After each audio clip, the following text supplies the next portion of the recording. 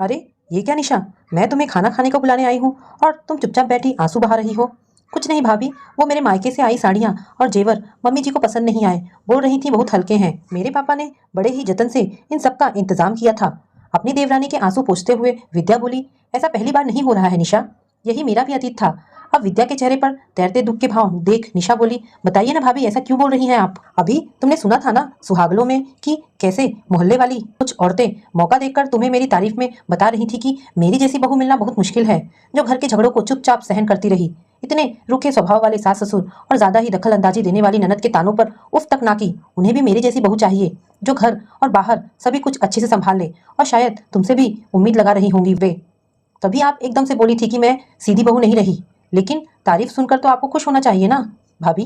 जानती हो निशा, भले ही मैं सभी को सीधी बहू टाइप मटेरियल लगूं, लेकिन इसके पीछे मैंने कितनी ही बार अपमान के कड़वे घूंट पिए हैं, कितनी ही रात सुबकते हुए काटी है, सिर्फ इसलिए कि मैं चाहती थी कि मैं एक परफेक्ट बहू बनूं और अपने मायके का सम्मान इनकी नजरों में ऊंचा कर सकूं। मैंने हर संभव कोशिश की अपने सास ससुर का दिल जीत सकूं, उनकी हाँ में हाँ मिलाती रही। फिर भी ये लोग जब चाहे तब मेरे काम का रोना बाहर रोते ही रहते कि बहू हमारी काम ठीक से नहीं करना जानती। मेरे घर से आई हर चीज में मीन मेख निकालते। मेरे मायके वालों को ये जताते कि जैसे उन्होंने यहाँ आकर और पानी पीकर बहुत बड़ा पाप कर दिया। पूरे 6 साल मैं अपना आत्मसम्मान खोती रही। एक दिन हद तब हुई जब मेरी छोटी बहन की शादी में मुझे जाने के लिए कितने ही जतन करने पड़े और परमिशन मिली सिर्फ 3 दिनों की। उसमें भी अपनी बहन को उपहार देने के नाम पर सिर्फ धागे सरीखी पायल दी गई, जबकि हम हर ओर से संपन्न हैं। जिस दिन मुझे जाना था उस दिन ननद के बीमार होने से वो यहाँ आ गई आराम करने। दुहाई दी गई कि यहाँ बेटी हमारी बीमार और तुम्हें शादी में जाना है। तो जेठ जी आपका साथ नहीं दिए थे उस दिन भी।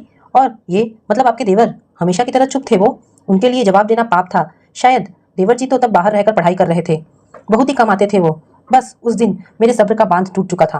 मैंने ठान लिया कि अच्छी बहू बनकर मुझे क्या मिला, इसलिए अब खुद को बदलना होगा। बैग उठाया और कुहू को साथ लेकर इनके बगैर निकल गई। मायके में ज्यादा कुछ बताती भी नहीं थी मैं। फिर सभी पूछ रहे थे कि दामाद जी नहीं आए, काम ज्यादा होने का बहाना बना दिया। खैर शादी के दिन आए और दूसरे दिन मुझे ले जाने का बोलने लगे। मैं साफ मुकर गई। इस बार सारी परिस्थितियों से मेरे माँ बाप वाकिफ हो चुके थे। मुझे अब कभी लौट कर ना जाने का फरमान देकर इन्हें लौटा दिया गया। 4 दिन बाद पूरा घर आया मुझे मनाने। मैं फिर पिघल गई और साथ चली गई। कुछ दिनों बाद फिर वही सिलसिला शुरू हुआ, लेकिन इस बार मैं बदल चुकी थी। अब पलट कर जवाब देना आ गया था।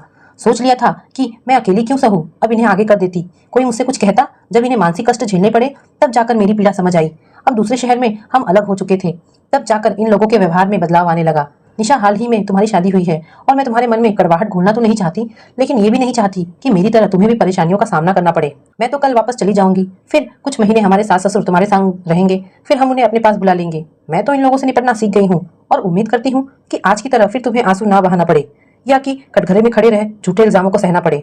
समझ गई भाभी? अब जब हमारी या हमारी लाई चीजों की कोई अहमियत ही नहीं, तो फिर बेवजह क्यों खुद को दुख देना। निशा उठी और अपनी सास के कमरे में जाकर बोली, लाइए मम्मी जी वो सारी साड़ियाँ और जेवर दे दीजिए, उन्हें मैं मम्मी को वापस दे आऊंगी।